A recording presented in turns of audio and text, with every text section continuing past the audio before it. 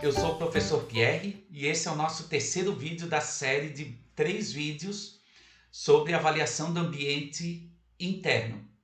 Lembrando então que a avaliação do ambiente interno, juntamente com a avaliação do ambiente externo, faz parte do que a gente chama de diagnóstico estratégico, parte fundamental no processo de gestão estratégica. Lembrando também que quando a gente faz a avaliação do ambiente externo, a gente tem resultados que nos sugerem o que uma determinada empresa deve fazer num contexto do seu setor de atuação. Na avaliação do ambiente interno, esses resultados vão nos sugerir o que uma empresa pode fazer, dados seus recursos e capacidades. Lembrando então ainda que no primeiro vídeo a gente viu a contextualização, principalmente a importância da avaliação do ambiente interno e a visão baseada em recursos, que é a teoria que está por detrás da nossa avaliação do ambiente interno. No segundo vídeo, a gente viu especificamente a nossa ferramenta de análise, que é o modelo VRIO, que está baseada na teoria, da visão baseada em recursos. E vimos também que o modelo VRIO analisa recursos e capacidades por meio da questão do valor, da raridade, da imitabilidade e do quanto a organização está devidamente organizada para utilizar um determinado recurso ou capacidade. E vimos que os recursos e capacidades que passam por essas 4 questões, eles são potencialmente geradores de vantagens competitivas sustentáveis. Neste terceiro vídeo, então, a gente vai ver a questão da dinâmica competitiva em um setor focada na questão da imitação. Por quê? Porque quando a gente viu o modelo VRIO, percebemos que a imitação é a questão que vai dizer para a gente se a vantagem competitiva gerada por determinado recurso ou capacidade pode ser sustentável ou não. Em linhas gerais, quanto mais oneroso for para os meus concorrentes a obtenção ou o desenvolvimento de um determinado recurso ou capacidade que gera vantagem competitiva para a minha empresa, mais sustentável então vai ser essa vantagem competitiva. E a gente fecha então com as implicações sobre a visão baseada em recursos no contexto da estratégia. Vamos continuar então lá no nosso item 4 sobre imitação e dinâmica competitiva em um setor. A dinâmica competitiva de imitação é talvez a consideração mais importante tanto para as empresas que tentam imitar uma determinada empresa, quanto para as empresas cujos recursos ou capacidades estão sendo imitados por outras empresas. Para a empresa que tenta imitar, a questão fundamental é: os benefícios de imitar o recurso compensarão os seus custos? Já para a empresa que tem a vantagem competitiva de um determinado recurso ou capacidade, a questão é: as outras empresas enfrentam desvantagem de custo ao imitar os nossos recursos ou capacidades? A lógica da visão baseada em recursos e o modelo VRIO podem ajudar as empresas a antecipar as respostas de outras empresas. Às vezes, pode ser do interesse da empresa que possui a vantagem competitiva do recurso sinalizar aos seus concorrentes que seria extremamente caro imitar o recurso e, consequentemente, ela faz então a manutenção de sua vantagem competitiva sustentável. Então, em linhas gerais, a dinâmica competitiva diz respeito às decisões e ações estratégicas de empresas em resposta às decisões e ações estratégicas de outras empresas. Quando as empresas então veem que outra empresa possui uma vantagem competitiva relacionada a determinados recursos, 3 respostas gerais são possíveis em relação a essas empresas. A primeira é nenhuma resposta, a segunda é uma mudança em suas táticas e a terceira é uma mudança em suas estratégias. Ou seja, nós podemos não responder, nós podemos ter uma mudança tática ou nós podemos ter uma mudança estratégica, conforme a gente observa aqui nesse esquema, né? Então a empresa A, né, possui decisões estratégicas que levam à vantagem competitiva e as possíveis respostas da empresa B ou de outros concorrentes são nenhuma resposta, uma mudança tática ou uma mudança estratégica. Vamos então analisar cada uma destas possíveis respostas. A primeira é não responder. Uma empresa sem resposta ou uma resposta sem alterações. Então, diante de uma vantagem de recursos de uma outra empresa, uma empresa pode decidir não responder. Ou seja, ela pode decidir que a não resposta é a melhor resposta ou a resposta mais adequada. Pode haver vários motivos para que uma empresa não responda. O primeiro é que a empresa pode decidir que deseja atender a um mercado ou a um tipo de cliente diferente da empresa que possui a vantagem competitiva. Por exemplo, um revendedor de automóveis usados que oferece exclusivamente picapes com tração nas 4 rodas, provavelmente não responderiam a vantagens de recurso do revendedor especializado em outros tipos de veículos. A segunda questão é que uma empresa pode reconhecer que uma resposta pode prejudicar sua própria vantagem de recursos. Por exemplo, uma concessionária de automóveis usados que oferece modelos exclusivos de uma determinada marca de preço premium e desempenho maior pode decidir que não faz sentido tentar igualar as ofertas de uma concessionária próxima que oferece automóveis com preços mais baixos de outras marcas. A terceira questão é que uma empresa pode decidir simplesmente que não tem os recursos necessários para responder à vantagem de recursos de um concorrente.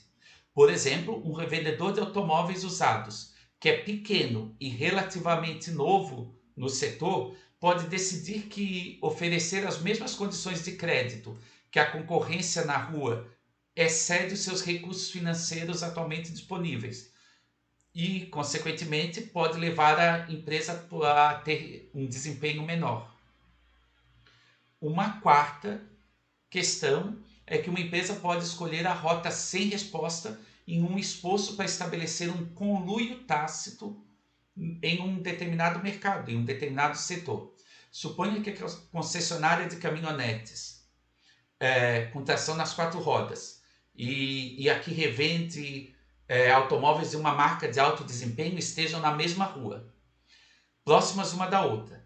A concessionária de caminhonetes opta por não oferecer modelos atrasados da marca da outra concessionária, embora saiba que poderia aceitar alguns modelos da outra concessionária para melhorar seus negócios. Em troca, a outra concessionária, que revende veículos de uma marca com alto desempenho, decide não oferecer caminhonetes, embora ela também pudesse ganhar algumas vendas com isso. Ela simplesmente poderia sinalizar sua intenção oferecendo qualquer caminhonete que ela recebesse na base de troca para a concessionária de caminhonetes.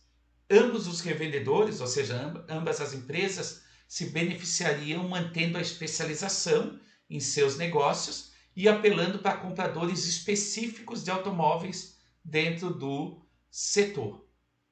E como foi falado, esse conluio tácito não precisa nem necessariamente ser algo formalizado. As empresas fazem uma sinalização, né? Uma empresa faz uma sinalização, uma outra empresa entende essa sinalização e elas vão mantendo seu negócio com esse conluio.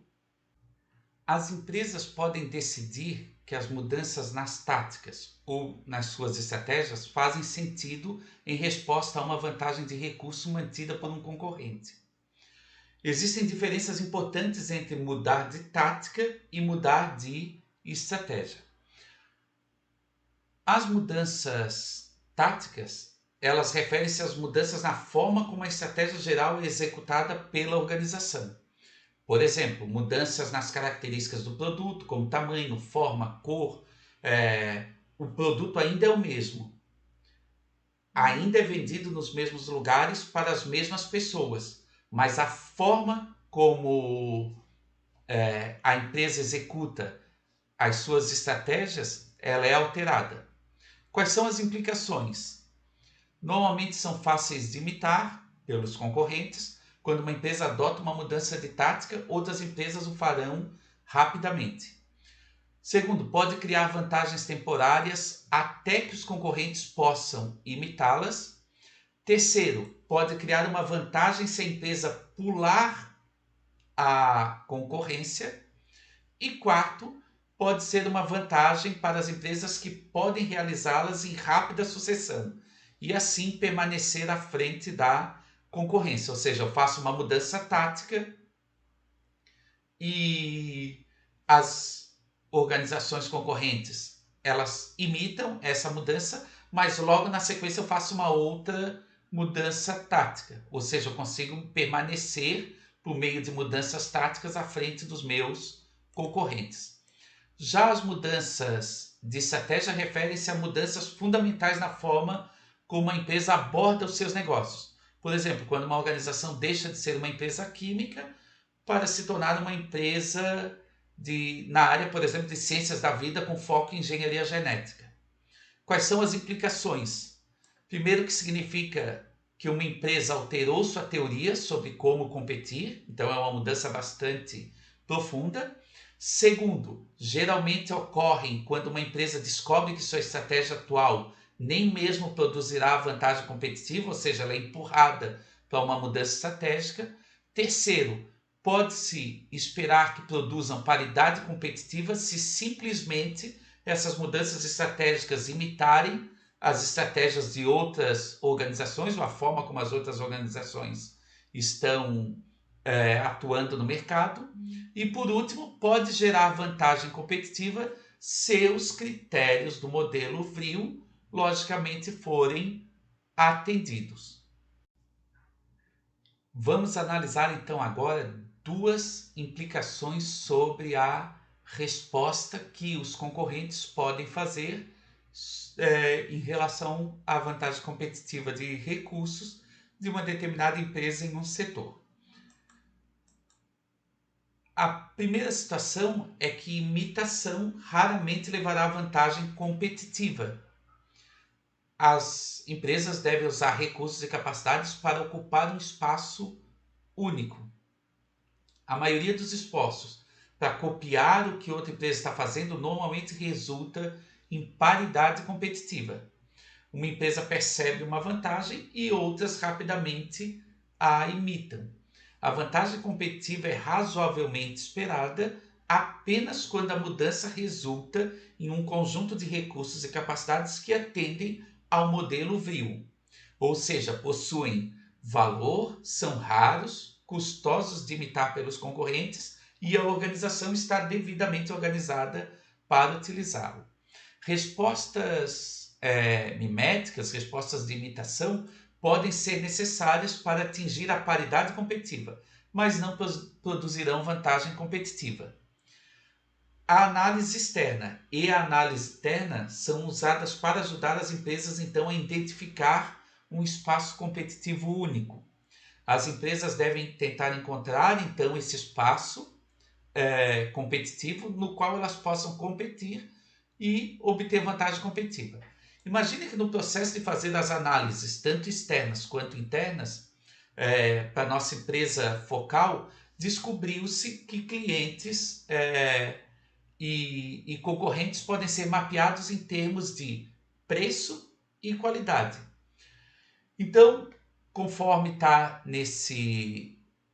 demonstrado nesse gráfico aqui, a gente tem num eixo o preço e num outro eixo a qualidade.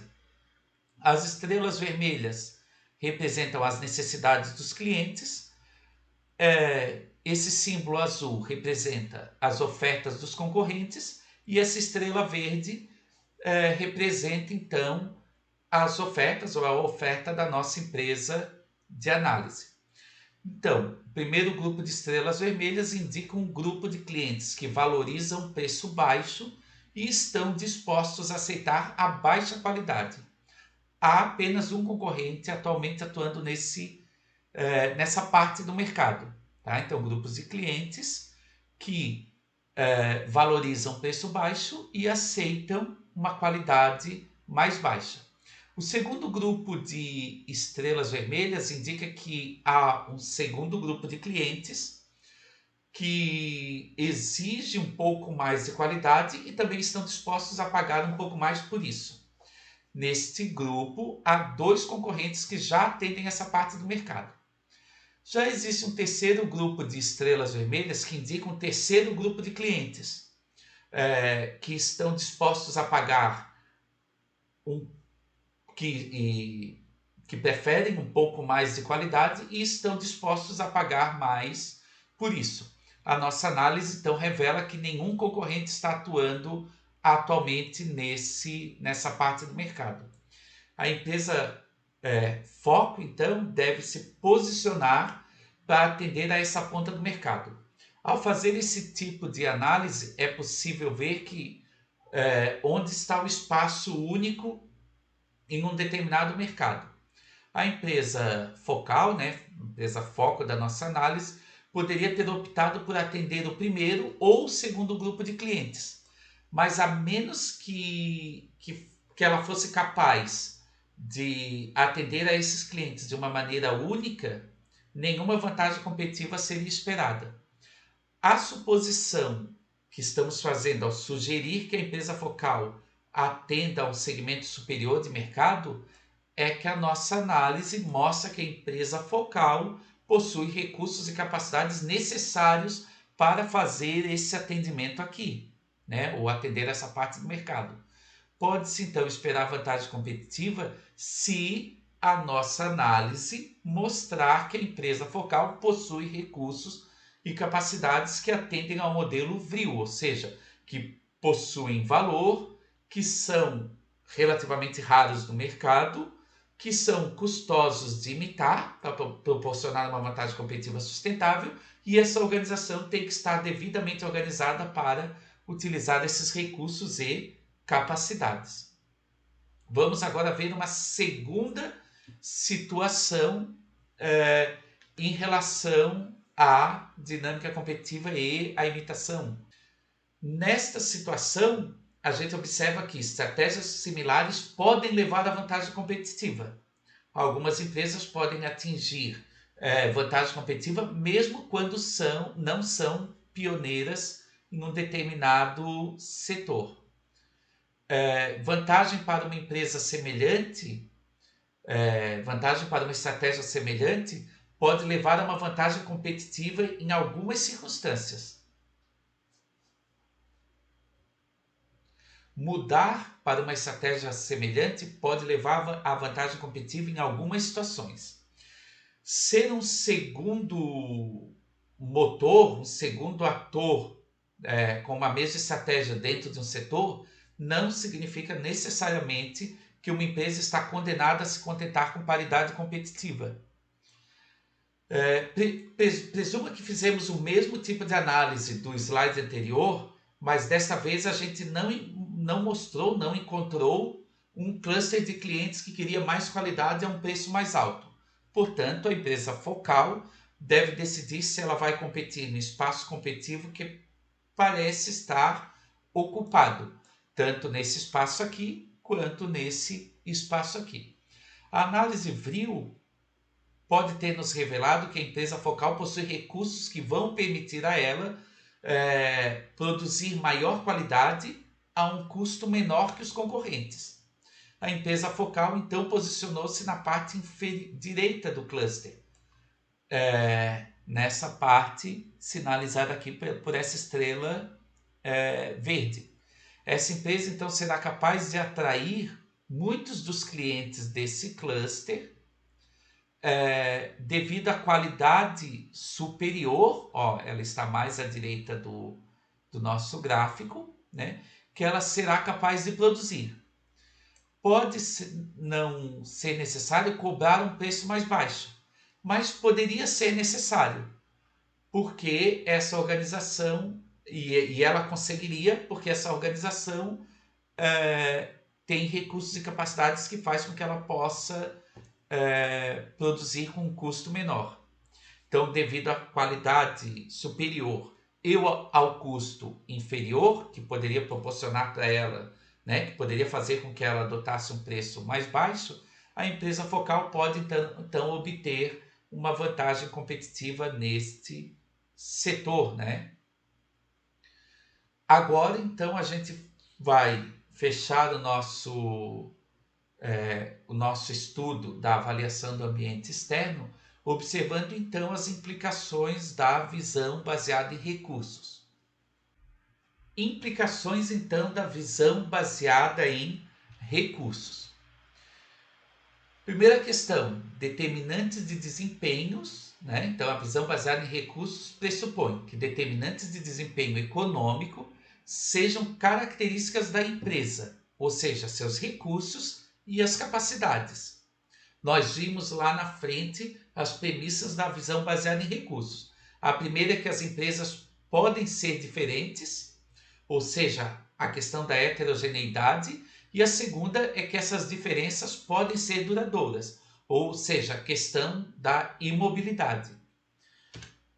A visão baseada em recursos pressupõe também que a vantagem competitiva decorre de recursos e capacidades que atendem aos critérios do modelo VRIO, ou seja, possuem valor, são relativamente raros no setor, são onerosos de imitar pelos concorrentes e a organização está devidamente organizada para utilizar esses recursos e capacidades em prol de obter vantagem competitiva. Esses pressupostos, então, levam a algumas implicações mais amplas para as organizações. Primeira, vantagem competitiva é uma responsabilidade de todos. A estratégia deve permear, né, os diversos níveis, estratégico, tático e operacional. E as estruturas formais e informais de repórter, os controles gerenciais, tanto formais quanto informais, e as políticas de remuneração, elas devem estar alinhadas com esse objetivo, de fazer a estratégia permear na organização toda. Segunda implicação, paridade competitiva e vantagem competitiva. Se tudo que uma empresa faz é o que a concorrência faz, ela só pode ganhar paridade competitiva. Para conquistar a vantagem competitiva, é melhor a empresa explorar seus próprios recursos, valiosos, raros, onerosos de imitar, do que copiar os recursos valiosos e raros de um concorrente. Terceiro, estratégias difíceis de implementar. Contanto que o custo de implementação da estratégia seja menor que o valor de sua implementação, o custo relativo de implementação da estratégia é mais importante para a vantagem competitiva do que o custo absoluto de implementar a estratégia. As empresas elas podem superestimar ou subestimar sistematicamente sua singularidade. Quarto, recursos socialmente complexos. A liberdade de tomada de decisão das pessoas na organização, a cultura da organização e o trabalho em equipe não só podem ser valiosos, como também podem ser fontes de vantagem competitiva sustentável pela dificuldade dos concorrentes de imitá-los. E por último, o próprio papel da organização. A organização deve apoiar o uso de recursos valiosos, raros e difíceis de imitar, e se surgirem conflitos entre esses atributos de uma empresa, muda-se então a forma de organização desses recursos. E, finalmente, recursos e capacidades, que são valiosos, raros, onerosos de imitar e organizados para serem explorados pela organização, levam à vantagem competitiva, que vai ser sustentável se os custos de imitação das outras empresas forem maiores do que o benefício da imitação e a empresa estiver organizada para explorar essas vantagens. Os princípios abordados nesse estudo podem ter uma aplicação muito real e relevante em sua própria vida pessoal e profissional. Pense que as contribuições que você pode fazer, né? Pense sobre as contribuições que você pode fazer em sua família, comunidade, ciclo profissional, dados seus próprios recursos pessoais, habilidades, talentos, personalidade e interesse.